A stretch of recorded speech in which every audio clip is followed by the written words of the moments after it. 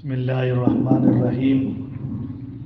یہ پارہ نمبر 16 ہے اور سورۃ طٰہٰ ہے۔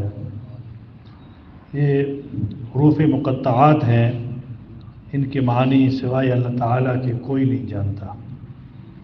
ابھی مشقت کے بعد آسانی والی آیات، ما انزلنا علیک القرآن لتشقی۔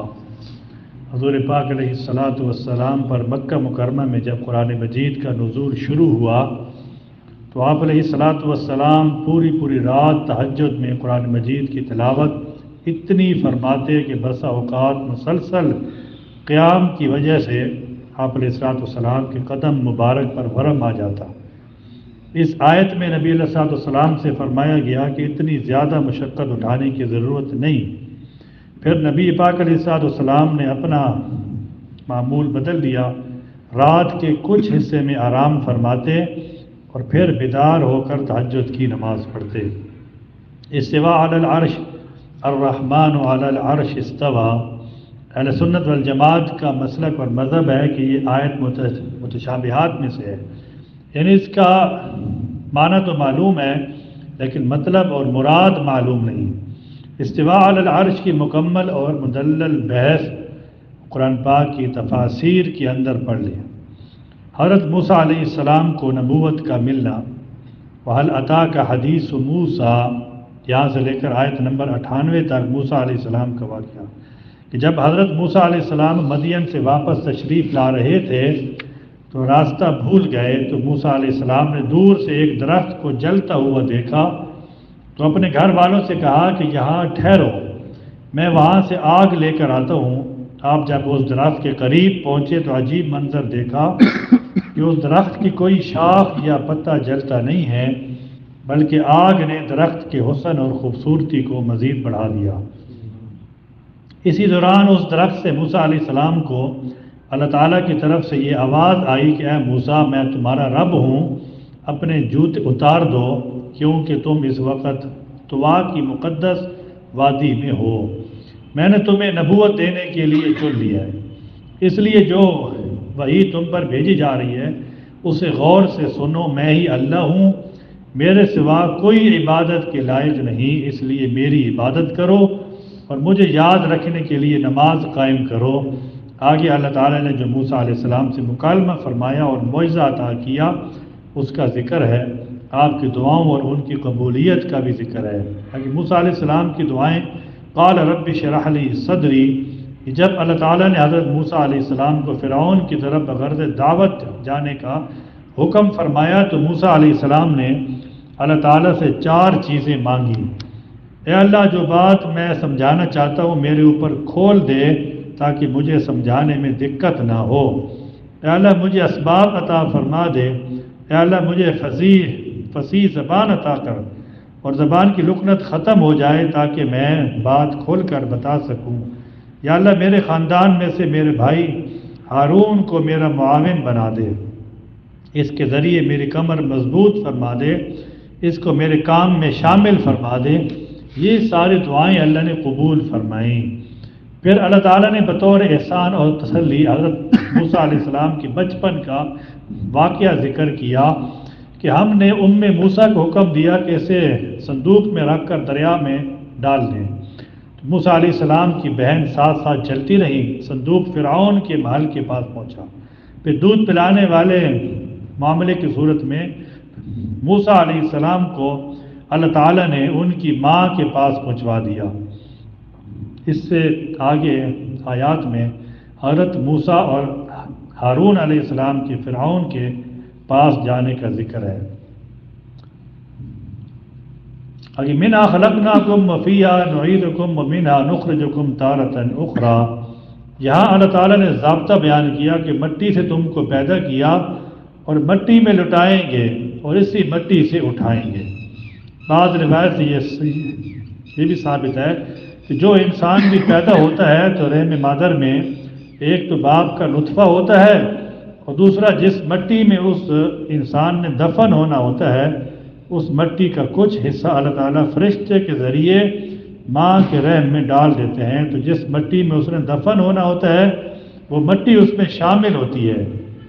اب اس کی نوعیت کیا ہوتی ہے؟ وہ اللہ ہی جانتے ہیں۔ آگے رسول پاک علیہ الصلوۃ والسلام نے فرمایا خلقت انا و ابو بکر و عمر من طینۃ واحدہ، کہ میں ابو بکر اور عمر ایک ہی مٹی سے بنے ہیں، اس لیے دفن بھی ایک جگہ ہوئے اور قیامت کے دن اٹھیں گے اسی جگہ سے۔ اللہ تعالیٰ ان سے راضی ہو جائے۔ وَلَقَدْ أَرَيْنَاهُ آيَاتِنَا كُلَّهَا فَكَذَّبَ وَأَبَى، یہاں سے لے کر آیت نمبر 98 تک موسیٰ اور ہارون علیہ السلام، فرعون اور بنی اسرائیل کا قصہ ہے۔ خاتم الانبیاء علیہ السلام کی رسالت، حضرت موسیٰ علیہ السلام کا تفصیلی واقعہ بیان کرنے کے بعد اللہ تعالیٰ فرما رہے ہیں کہ جو ماضی میں حالات گزرے ہیں ان میں سے کچھ واقعات ہم تمہیں سناتے ہیں۔ كَذَلِكَ نَقُصُّ عَلَيْكَ مِنْ أَنْبَاءِ مَا قَدْ سَبَقَ، آپ علیہ السلام کے باوجود امی ہونے کے بذریعے وہی حضرت موسیٰ علیہ السلام کے اتنا تفصیلی قصہ بیان فرمانا یہ دلیل ہے کہ آپ اللہ تعالیٰ کی طرف سے رسول اور نبی ہیں۔ عصمت آدم علیہ السلام فَأَكَلَا مِنْهَا فَبَدَتْ لَهُمَا سَوْآتُهُمَا، یہاں سے گزشتہ آیات میں آدم علیہ السلام کا قصہ بیان کیا گیا کہ انہوں نے بھول کر اس درخت سے کھا لیا تھا جس سے انہیں منع کیا گیا تھا۔ یہاں اللہ تعالیٰ نے دو لفظ عصا اور فغوا کیے ہیں، یعنی بیان کیے ہیں، جن سے بعض لوگوں کو غلطی لگی، انہوں نے آدم علیہ السلام کی عصمت کے خلاف بات کہہ دی، جبکہ اہل سنت والجماعت کا عقیدہ ہے کہ انبیاء علیہ السلام چھوٹے اور بڑے گناہوں سے معصوم ہیں، اللہ تعالیٰ ان کی حفاظت فرماتے ہیں۔ آگے عصا کا ایک معنی ہے کہ وہ کام کرنا جس کا ارادہ نہ ہو، اور فغوا کا ایک معنی ہے کہ دنیاوی معاملات میں انسان کا مشقت میں پڑ جانا، راحت کا ختم ہو جانا اور تکلیف میں آ جانا، یعنی مطلب یہاں بھی ہے کہ جنت میں جو عیش تھی وہ ختم ہو گئی، اب مشقت پیدا ہو گئی۔ آگے پانچوں نمازوں کے اوقات کا ثبوت، وَسَبِّحْ بِحَمْدِ رَبِّكَ قَبْلَ طُلُوعِ الشَّمْسِ وَقَبْلَ غُرُوبِهَا، اس آیت میں پانچوں نمازوں کا ثبوت ملتا ہے۔ قبل طلوع الشمس، اس سے مراد نماز فجر ہے، اور قبل غروبها سے ظہر اور عصر کی نماز مراد ہے، ومن آناء اللیل، اس سے مغرب اور عشاء مراد ہے، اور اطراف النہار، اس سے فجر اور مغرب کی تاکید ہے۔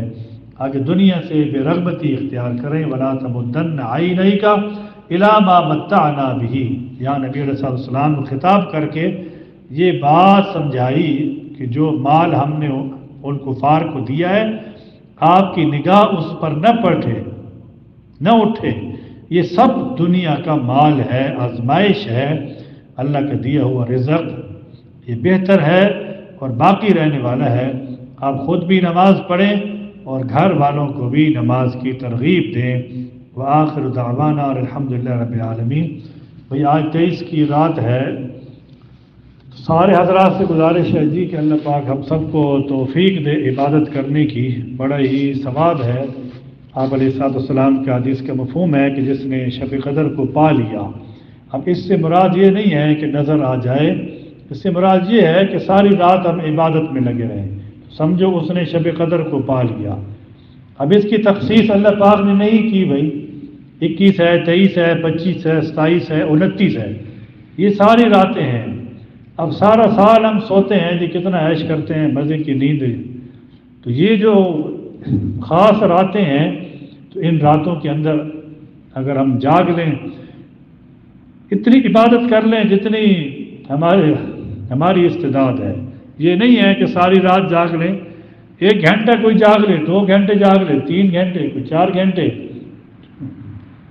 اللہ پاک کتنی استعداد دے اور طاقت دے، تو اللہ جل شانہ نے بڑا ہی اجر رکھا ہے، بھیا بڑا ہی اجر رکھا ہے۔ آپ علیہ السلام کے سامنے جو چند جو انبیاء کا ذکر کیا گیا، تو آپ علیہ السلام نے فرمایا کہ انہوں نے بہت سارے سال، یعنی 84 سال تک عبادت کی، اور ان کو اللہ پاک نے کیا دیا، اتنی عبادات کرنے پہ، تو صحابہ نے فرمایا کہ یا رسول اللہ ہماری تو اتنی عمر ہی نہیں ہے، ہم کیسے عبادت کریں گے اور یہ فضیلت ہمیں کیسے ملے گی 84 سال ہم کیسے کر سکتے ہیں؟ اللہ پاک نے پھر یہ سورۃ القدر ہے یہ اللہ پاک نے پھر نازل کی، انا انزلناہ فی لیلۃ القدر، یہ جو سورت ہے اسی بارے میں ہے کہ جس نے اس رات کے اندر جاگا جو عبادت کی گویا کہ اس نے شب قدر کو پا لیا، لیلۃ القدر کو پا لیا، اس کا ثواب اللہ جل شانہ 84 سال کے برابر اس کا لکھ دیتے ہیں، ایک رات عبادت کرنے کا ثواب۔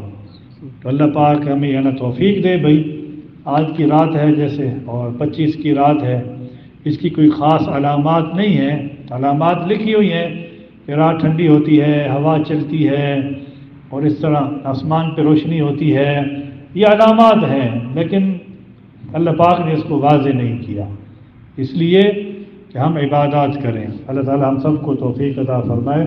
سبحان ربک رب العزت عما یصفون وسلام علی المرسلین والحمد للہ رب العالمین، آمین برحمتک یا ارحم الراحمین۔